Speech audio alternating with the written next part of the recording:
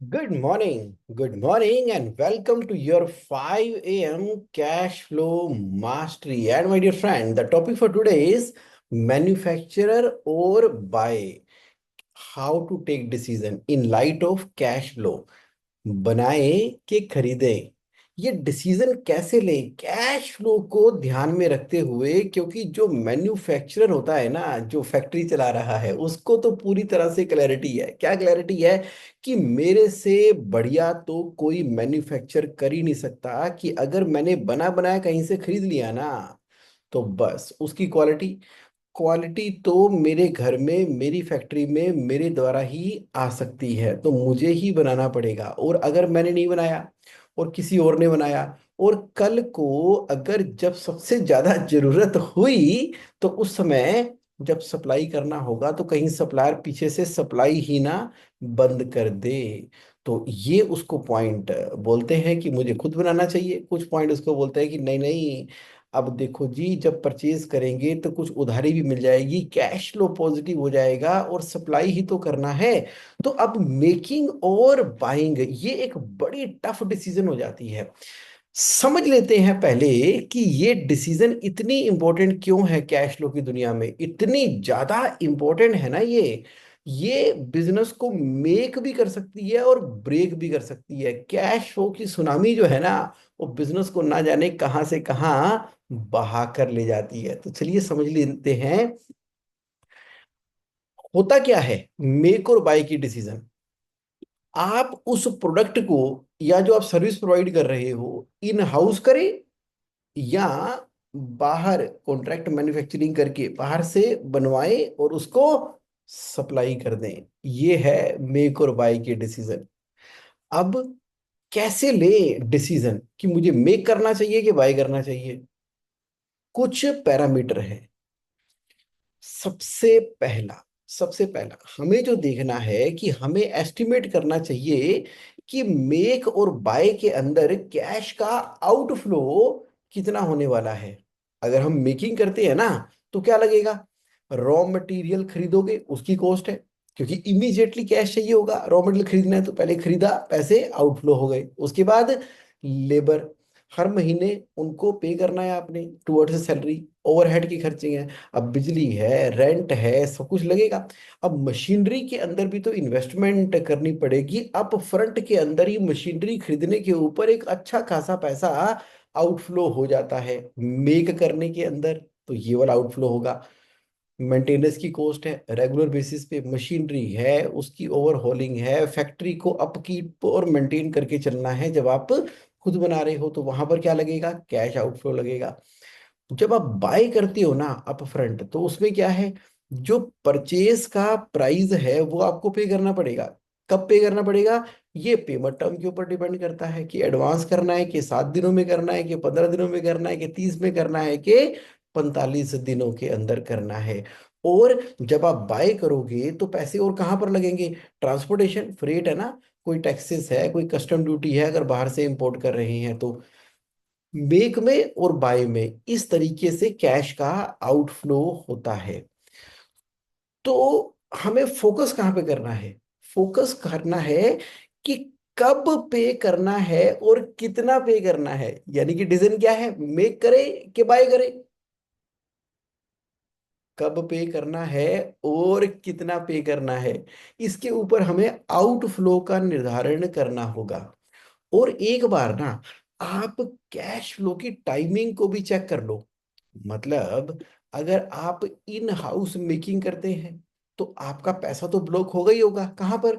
Machinery में, material में, और सैलरी पहले आपको देनी पड़ेगी।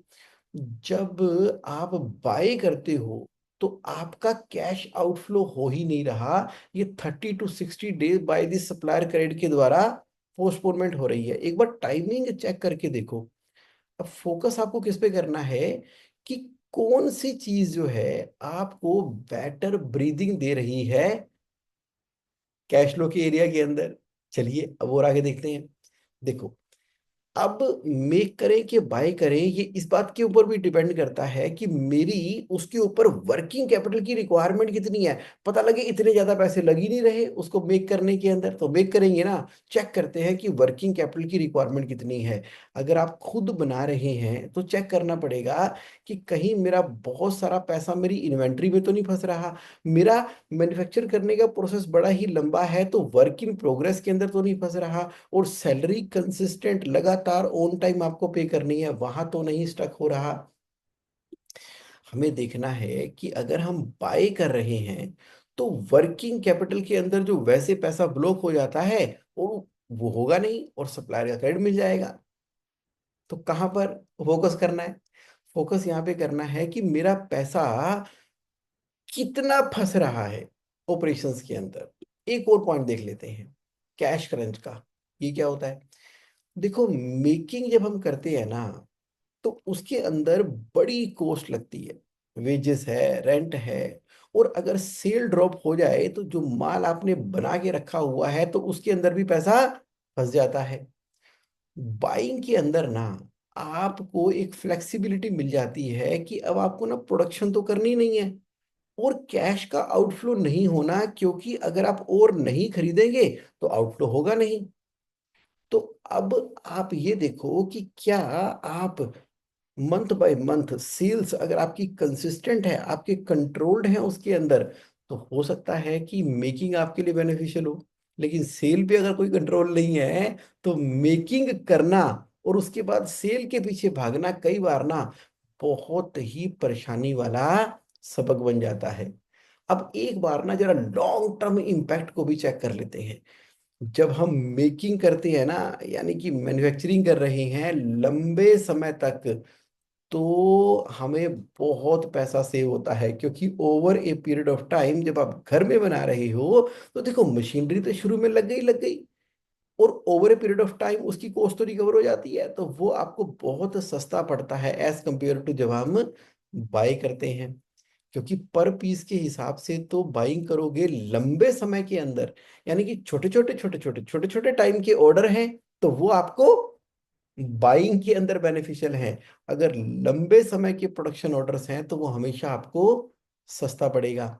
तो आज हमें ना अपनी प्रायोरिटी चेक करनी है कि हम शॉर्ट टर्म की बात कर रहे हैं कि लॉन्ग टर्म की बात कर रहे हैं। तो जिसको आप बनाने की, मैन्युफैक्चर करने की सोच रहे हो, अपने पास रेडी करने की सोच रहे हो, कि उसका ऑर्डर कितना है, छोटा ऑर्डर है कि लंबे समय तक चलने वाला ऑर्डर है।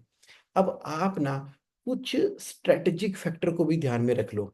मतलब देखो, जब आप बाय करते हो ना, जैसे मैंने शुरू में बताया, तो आपकी डिपेंडेंसी किसके ऊपर हो जाती है? सप्लायर के ऊपर हो जाती है। Now you are at the mercy of supplier. Supplier कहता है कि जाओ मैं तुम्हें सप्लाई नहीं करता, या अभी हम आपको टाइमली सप्लाई नहीं कर पा रहे। उधर से कस्टमर माल मांग रहा है, इधर से आपके ब्रांड वाली चीज जो आपने आगे से बना के देनी थी मिल ही नहीं रही है। ये डिपेंडेंसी वाला फैक्ट जो है, बड़े ध्यान से आप देख लेना। और क्वालिटी, जो शुरू में मैंने बात की थी, क्योंकि हर मैन्युफैक्चरर क्या करता है, इन्हीं दो पॉइंट के बेसिस के ऊपर दे मैन्युफैक्चरिंग पर मैन्युफैक्चरिंग, मैन्युफैक्चरिंग पे मैन्युफैक्चरिंग, वो ना बाकी पॉइंट्स को भूल ही रहा है।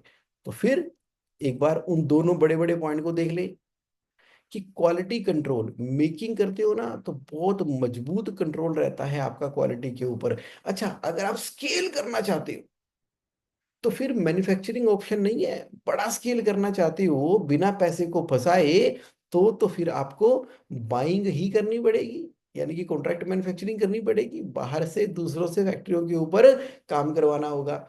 तो अब ये भी ध्यान रखने वाली बात है कि अगर सप्लायर ने आपको सप्लाई ही ना किया तो आगे कहीं आपकी गुडविल तो नहीं खराब हो जाएगी, और कहीं सेल ना करने की वजह से पूरा का पूरा साइकिल तो नहीं डिस्टर्ब हो जाएगा। इस इम्पैक्ट को भी आपको ध्यान में रखना है। तो कहीं आपको कॉम्बिनेशन तो नहीं अपनाना कि अपनी फैक्ट्री को ऑप्टिमम लेवल के ऊपर चलाना है और जो ग्रोथ करनी है वो करनी है बाइंग करके। यानी कि क्वालिटी कंट्रोल के लिए आपने सोचा कि एक लेवल तक मैं खुद बनाऊंगा, इमरजेंसीज को हैंडल करना है, बाहर से नहीं भी मिलेगा तो अपनी फैक्ट्री में बना लूंगा, लेकिन बड़ा और स्केल करना है तो मुझे कॉन्ट्रैक्ट मैन्युफैक्चरिंग या बाहर से बाय करवाना ही पड़ेगा। अब ना एक बड़ा ही क्विक प्रैक्टिकल फ्रेमवर्क मैं आपको दे देता हूं जो आपको ना डिसीजन लेने में बहुत बहुत बहुत ज्यादा हेल्प कर देगा। कैसे? देखो, अब मैं आपको हेल्प करने का ऑप्शन बताता हूँ। क्वेश्चन क्या है कि क्या अगर आप मैन्युफैक्चरिंग करती हो तो वो बहुत ज्यादा मेरे कैश फ्लो को ब्लॉक कर देगा? अगर आंसर यस है ना तो बाय करो, अगर नो है तो मेक करो। दूसरा क्वेश्चन, क्या अगर मैं बाइंग करता हूं तो मुझे बेटर पेमेंट टर्म्स मिल सकती हैं? अगर आपको बाइंग करने के ऊपर अच्छी बढ़िया पेमेंट टर्म मिल रही है, आपको 45 से 90 दिनों के अंदर पेमेंट करनी है, तो भैया फिर तो बाय करना चाहिए। अगर आंसर नो है तो मेक करना चाहिए, आपको पेमेंट टर्म ही नहीं मिल रही। अच्छा, मतलब कि आपको तो चाइना से वैसे ही एडवांस देके माल खरीदना है तो अपने ही बना लो। अगला क्वेश्चन, आप देखो कि क्यों जो प्लांट एंड मशीनरी के अंदर पैसे इन्वेस्ट हो रहे हैं वो इन्वेस्टमेंट क्विकली बाहर आ रही है। यानी कि मशीनरी आपने लगाई, उधर से खट खट खट खट खट प्रोडक्शन हो रही है, और 6 महीने से 1 साल के अंदर, नहीं तो 1.5 साल के अंदर भी आपने जितना पैसा मशीनरी में खर्चा था, मैन्युफैक्चर किया सेल किया, मैन्युफैक्चर किया सेल किया, फटाफट से वो बाहर आ रहा है क्विकली। अगर इसका आंसर यस है तो मेक करो, अगर नो है तो बाय करो। अब देखो, अगर क्वालिटी बहुत ज्यादा क्रिटिकल है, इतनी क्रिटिकल है, इतनी क्रिटिकल है कि अगर क्वालिटी में 0.01% का भी अगर आपने हेर फेर कर दिया तो समझ लो कि माल ही नहीं बिकेगा, तो फिर आपको मैन्युफैक्चर करना पड़ेगा। अगर क्वालिटी उतनी क्रिटिकल नहीं है, हाँ क्वालिटी क्रिटिकल है लेकिन उतनी नहीं है, तो आपको क्या करना चाहिए? बाय करना चाहिए। और देखो, क्या मैं रेडी हूं हायर वर्किंग कैपिटल के साइकिल के लिए? मतलब मेरे पास तो लिमिटेड पूंजी है। अब मैन्युफैक्चरिंग करने के लिए जो पैसा चाहिए होगा वो बैंकों से ही लोन लेना पड़ेगा। तो क्या बैंकों से लोन लेकर और इतने समय की जो ईएमआई के प्रेशर को मैं झेलने के लिए तैयार हूं? अगर तैयार हूं तो आ जाओ मेकिंग करो, अगर तैयार नहीं हूं तो बाय करो। क्या आप एक्सपेक्ट करते हो कि आपकी सेल जो है वो बहुत हैवीली फ्लक्चुएट करती है? कभी हो गई, कभी नहीं हुई, कभी हो गई, कभी नहीं हुई।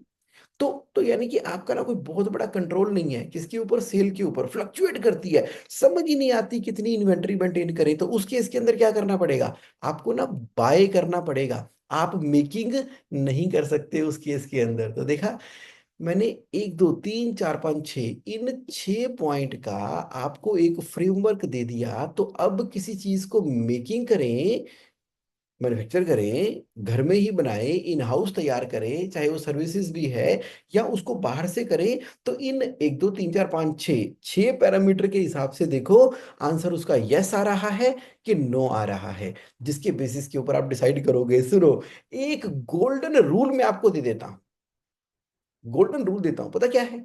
गोल्डन रूल है, जब भी आपको डाउट होना, यार समझ नहीं आ रही यार, खुद मैन्युफैक्चर कर ले कि बाहर करा ले, पैराडॉक्स है, डाउट ही है, समझ नहीं आ रही, दोनों ही सही लग रहे हैं, मेकिंग भी सही लग रही है, बाइंग भी सही लग रही है, तो जब भी डाउट में आओगे तो इस गोल्डन रूल को फॉलो कर लेना। वो क्या है?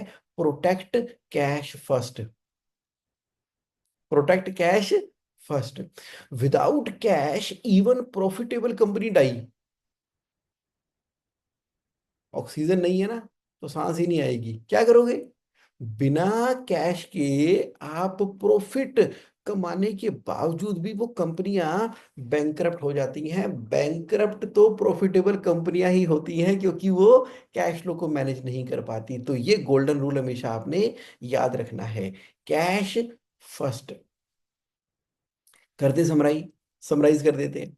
अब समराइज वर्जन के अंदर आप देखो इस बात को कि अगर आप बाइंग करती हो ना तो हमेशा ये बहुत इजियर होता है कैश फ्लो के ऊपर, और फ्लेक्सिबिलिटी होती है। लेकिन बाइंग के अंदर क्या होता है?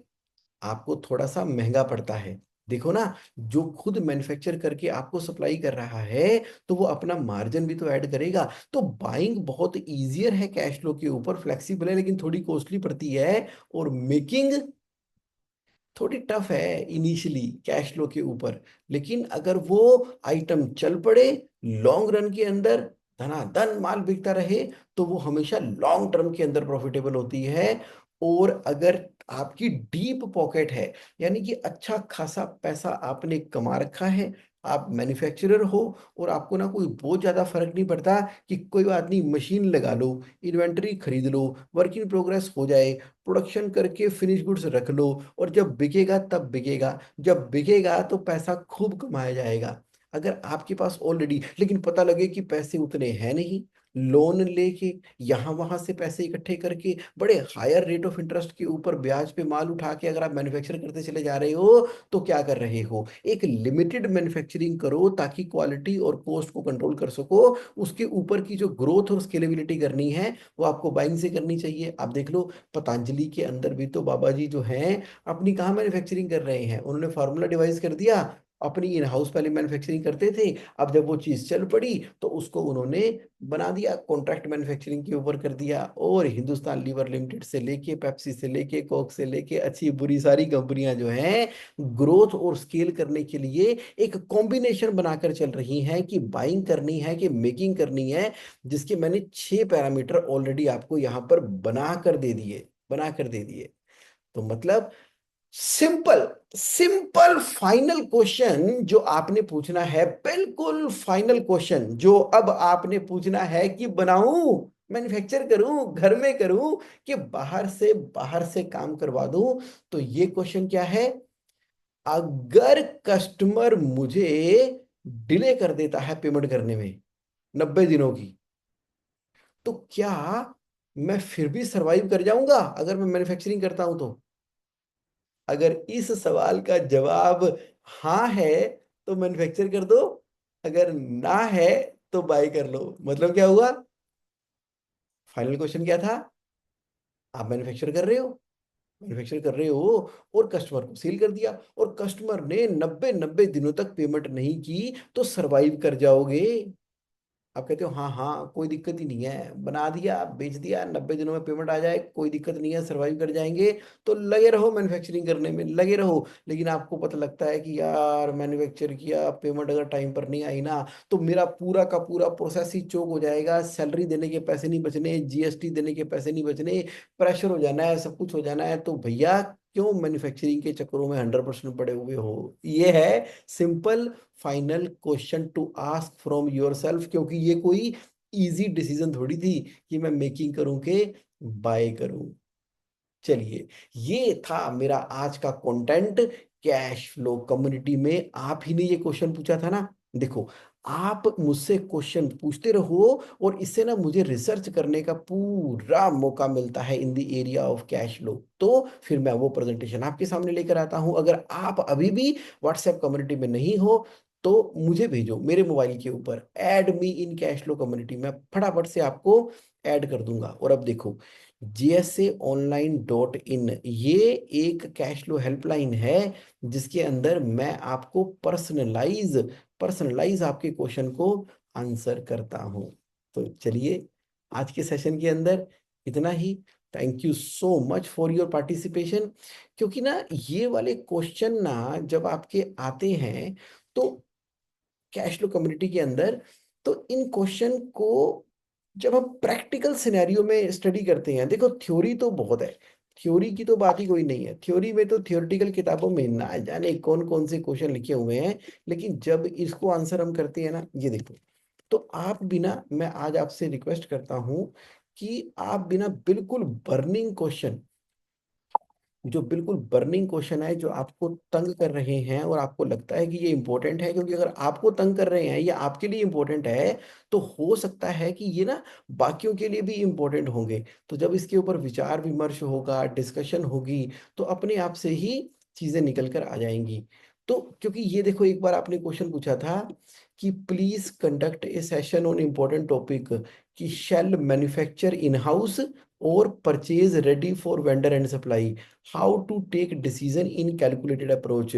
तो संजीव राठौर जी की ये वाली रिक्वेस्ट आई थी, उन्होंने बताया था। अब देखो, हम सबको धन्यवाद करना चाहिए संजीव राठौर जी का कि उनकी रिक्वेस्ट के ऊपर ये वाला टॉपिक बन गया। आपके माइंड में भी टॉपिक आता है तो आप क्यों रुकते हो, आप भी पूछ लो, आप भी बताओ कहाँ पर कैश फ्लो कम्युनिटी में। कई बार हमें लगता है कि पता नहीं ये इंपॉर्टेंट है कि नहीं इंपॉर्टेंट है, लेकिन जब भी हम पब्लिक एट लार्ज के ऊपर काम करते हैं तो ये हर किसी के लिए बेनिफिट होगा, कोई ना कोई नया आपको एस्पेक्ट देखने को मिलेगा। चलिए ठीक है, this is what my topic was all about. Thank you so much your participation. तो आज जो मेरे साथ लाइव हैं उनका बहुत बहुत धन्यवाद। रिकॉर्डिंग देखने वाले तो एंजॉय करेंगे करेंगे। So thank you thank you thank you, have a great and amazing amazing time. फिर मिलते हैं एक नेक्स्ट प्लेटफॉर्म के ऊपर। बाय।